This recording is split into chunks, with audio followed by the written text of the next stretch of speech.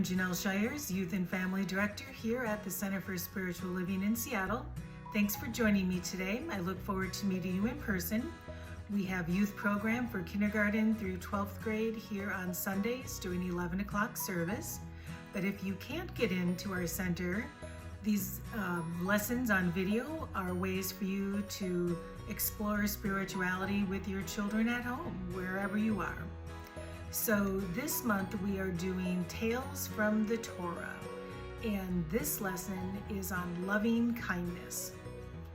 And with the Jewish religions, they are going to be celebrating Yom Kippur on October 4th this year. The story of Jonah and the whale is shared during Yom Kippur to illustrate God's loving kindness. Yom Kippur is the Day of Atonement.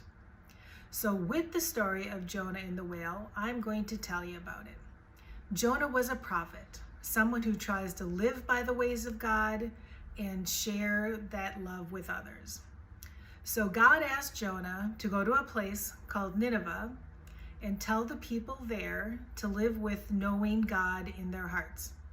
Well, Jonah didn't want to, so he ran away. He hopped on a ship sailing across the Mediterranean Sea.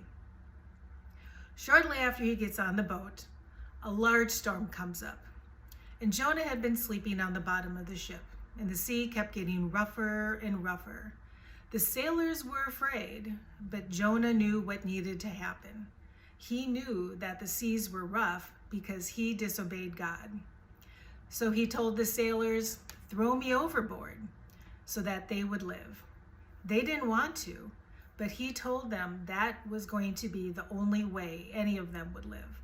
So they threw him over the side of the ship. But what was outside the boat? A great big whale.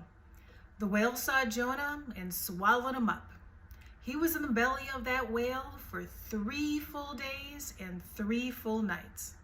Now, just think what it would be like to be inside of a whale. You can't see anything. Strange things are floating around. Probably pretty gross. And there was Jonah thinking he would never see daylight again.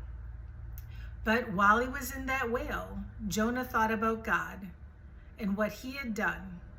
And Jonah knew he had not been doing his personal best. He knew what he had to do was best for him and the people of Nineveh.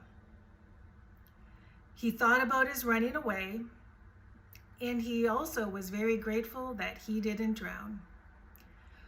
So God forgave Jonah, and the whale spit him right out onto the land and swam away. Then I'm sure he probably got cleaned up a little bit, but Jonah went into the town of Nineveh, and he told the people that they needed to understand that they needed to be doing the right thing.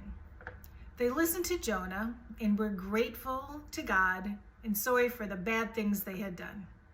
Everyone knew that God loved them and that their city would not be destroyed. So this story shows that Jonah and the people of Nineveh forgot that all of God is good. They weren't bad, they just forgot that there is only good. They got back into balance, and with Jonah's experience, they all got to experience God's loving kindness. So thank you for joining me today with this tale from the Torah. I look forward to seeing you in person, or at least having you subscribe below so you can keep up with the lessons. And let me know if you have any questions or comments. I'd love to hear from you. Thanks, bye.